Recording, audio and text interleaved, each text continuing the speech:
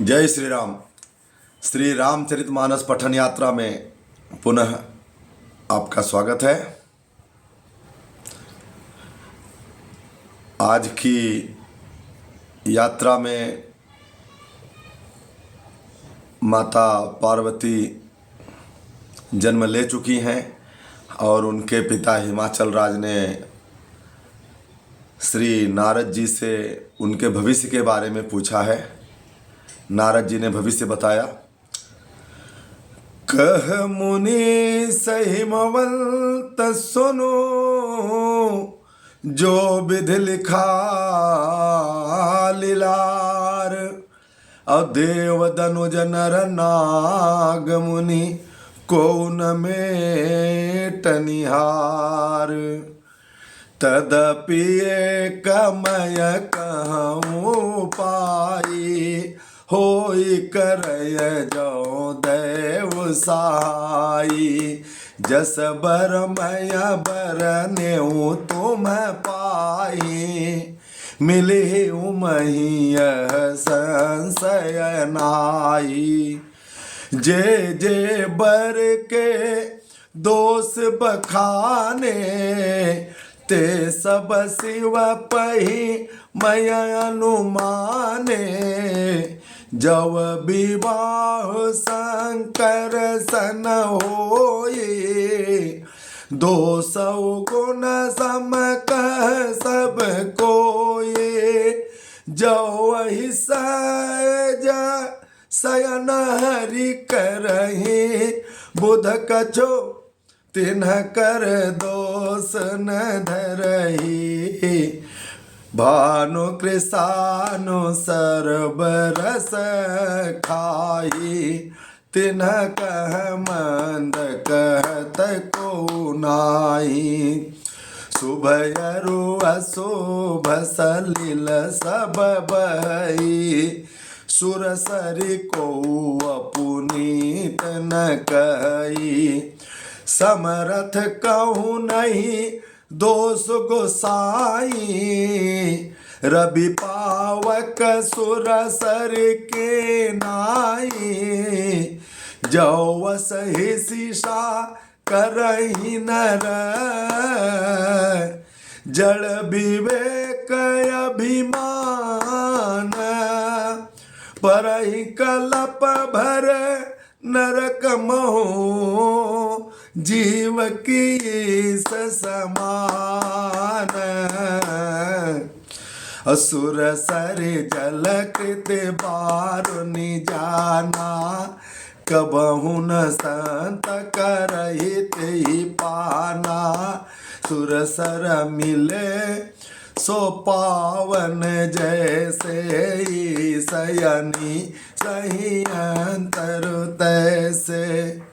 शंभु सहज समर्थ भगवाना, यही विवाह सब विधि कल्याणा। दुराराध्य पै महेशो, आशुतोष पुनि किए कलेसो। जो तप करे कुमारी तुम्हारे, भाव उमेट सकहि त्रिपुरारी। यद्यपि बर अनेक जग माही, यही कह शिव तजे दोसर नाहि। वरदायक तन तारत भंजन, कृपा सिंधु सेवक मन रंजन। इच्छित फल बिनु शिव अवराधे, लहियन कोटि जोग जप साधे। अस कही नारद सुमिर हरि, गिरिजहि दीन यशेष। होई यह कल्याण अब, संशय तजहु गिरीश। कहियस ब्रह्म भवन मुनि गयो, आगे लचरित सुनहु जस भयऊ। पति एकांत पाई कह मैना, नाथ न मैं समुझे मुनि बैना, जव घर बर कुल होई अनुपा, करिय विवाह सुताय अनुरूपा। नत कन्या बरु रही कुमारी, कंत उमा मम प्राण पियारी। जो न मिले बर गिरि जहि जोगो, अगिरि जड़ सहज कही सब लोगो। सोई विचार पति करे हो विवाहो, जेहि न बहोरी होई उरदाहो। तस कही परि चरण धरि सीसा, बोले सहित सने गिरीसा। बरु पावक प्रगटय शशि माही, नारद बचन अन्यथा नाहि। प्रिया सोचो परिहरहु सब, सुमिरहु श्री भगवान। पार्वती निरमय जेहि, सोई करी कल्याण।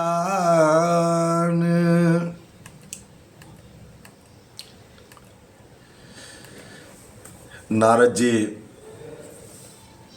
जब माता पार्वती के भविष्य को हिमवान और माता मैना से कहते हैं, सब चिंतित हो जाते हैं। नारद जी बोलते चिंतित नहीं होइए, मैं एक उपाय बताता हूँ। यदि भाग्य सहायता करे तो वह सिद्ध हो सकता है। उमा को वर तो निसंदेह वैसा ही मिलेगा जैसा मैंने तुम्हारे सामने वर्णन किया है, परंतु मैंने जो जो दोष बताए हैं मेरे अनुमान से, वे सभी शिव जी में हैं। यदि शिव जी के साथ विवाह हो जाए तो दोषों को भी सब लोग गुणों के समान ही कहेंगे। जैसे श्री हरि विष्णु शेषनाग की सैया पर सोते हैं तो भी बड़े से बड़ा ज्ञानी उनको दोष नहीं लगा पाता। सूर्य और अग्निदेव अच्छे बुरे सभी रसों का भक्षण करते हैं। अग्नि में अच्छी चीज़ डालिए, सुवस्तु डालिए या कुवस्तु डालिए, सब जल जाता है। सूर्य की किरणें चाहे सुगंधित जगह हो, चाहे दुर्गंधित जगह हो, चाहे जैसी जगह हो, हर जगह पड़ती हैं, परंतु उनको कोई बुरा नहीं कहता।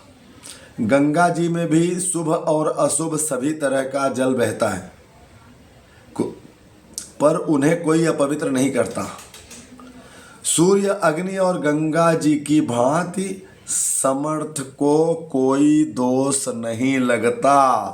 लेकिन समर्थ कैसा? गंगा जी में नाले का भी पानी अगर गिर जाए तो वो नाले के पानी को भी शुद्ध करके उसके सारे बैक्टीरिया खत्म कर देती हैं। सूर्य के ताप में चाहे कीचड़ पड़े और चाहे फूल पड़े, सबको एक समान सुखा देते हैं। तो जो सबको एक समान, सबको अपने समान कर ले। गंगा जी में जिस प्रकार से कोई अपवित्र जल मिल गया और वो गंगा जल बन जाता है, गंगा जी उसको इतना शुद्ध कर देती हैं। अगर इतनी क्षमता है, इतना सामर्थ्यवान है, तो उसको दोष नहीं है। यदि मूर्ख मनुष्य ज्ञान के अभिमान से इस प्रकार की होड़ करते हैं कि हम भी समर्थ हो गए हैं, थोड़े पैसे इकट्ठा कर लिए भाई, दुनिया भर को कष्ट देना शुरू करें, तो कल्प भर के लिए नरक में पड़ते हैं। भला कहीं जीव भी ईश्वर के समान सर्वथा स्वतंत्र और शक्तिमान हो सकता है? इतिहास में बहुत सारे उदाहरण हैं जहां मनुष्यों ने कुछ सिद्धियां प्राप्त करके ईश्वर बनने की होड़ लगा दी, कोई सफल हुआ?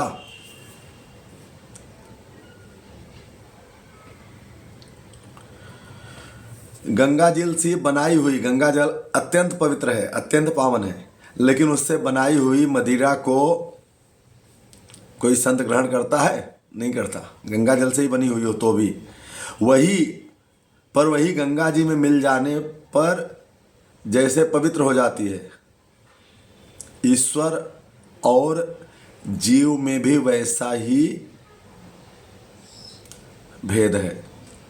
शिव जी सहज ही समर्थ हैं क्योंकि वे भगवान हैं, इसलिए वह इस विवाह में सब प्रकार कल्याण है, इसलिए इस विवाह में सभी प्रकार का कल्याण है। परंतु महादेव की आराधना अत्यंत कठिन है, फिर भी तप करने से वे बहुत जल्द संतुष्ट हो जाते हैं। यदि तुम्हारी कन्या, नारद जी कहते हैं, हे हिमवान, यदि तुम्हारी कन्या तप करे और तो त्रिपुरारी महादेव जी होनहार को भी मिटा सकते हैं। यद्यपि संसार में वर अनेक हैं, पर इसके लिए शिव जी को छोड़कर कोई दूसरा वर नहीं है। शिव जी वर देने वाले, शरणागतों के दुखों का नाश करने वाले, कृपा के समुद्र और सेवकों के मन को प्रसन्न करने वाले हैं। शिव जी की आराधना किए बिना करोड़ों योग और तप करने पर भी वांछित फल नहीं मिलता। ऐसा कहकर भगवान का स्मरण करके नारद जी पार्वती जी को आशीर्वाद दिए और कहा, हे पर्वतराज, तुम संदेह का त्याग करो, अब यह कल्याण ही होगा। यूँ कहकर नारद मुनि ब्रह्मलोक को चले गए। अब आगे का चरित्र जो हुआ उसे सुने। पति को एकांत में पाकर मैना ने कहा, हे नाथ, मैंने नारद जी के वचनों का अर्थ नहीं समझा।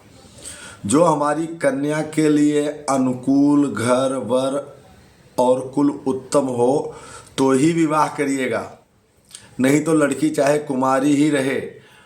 मैं अयोग्य वर के साथ उसका विवाह नहीं करना चाहती, क्योंकि हे स्वामी, पार्वती मुझे प्राणों से प्यारी है। यदि पार्वती को योग्य वर न मिला तो लोग कहेंगे पर्वत स्वभाव से ही जड़ मूर्ख होते हैं। हे स्वामी, इस बात को विचार करके ही विवाह कीजिएगा, जिसमें फिर पीछे से हृदय में संताप न हो। पुत्री के विवाह के लिए पिता भी बहुत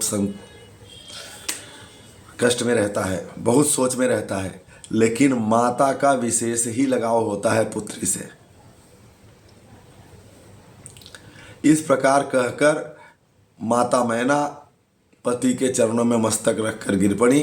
तब हिमवान ने कहा, चाहे चंद्रमा से अग्नि प्रकट हो जाए, चंद्रमा का उदय तो रात को होता है, ताप महसूस नहीं होता, तो हिमवान बोले, चाहे चंद्रमा से सूर्य के समान ताप उत्पन्न होने लगे, चाहे चंद्रमा से अग्नि प्रकट हो जाए, पर नारद जी के वचन झूठे नहीं हो सकते। हे प्रिय, सब सोच छोड़कर श्री भगवान का स्मरण करो। जिन्होंने पार्वती जी को रचा है वे ही कल्याण करेंगे। तो बोलिए सियावर रामचंद्र की जय। आज की यात्रा में यहीं विराम लेते हैं। आशा है आप लोगों को पसंद आ रहा होगा। ऐसे ही अपना सहयोग बनाए रखें। आपका समय शुभ हो। जय जय श्री राम।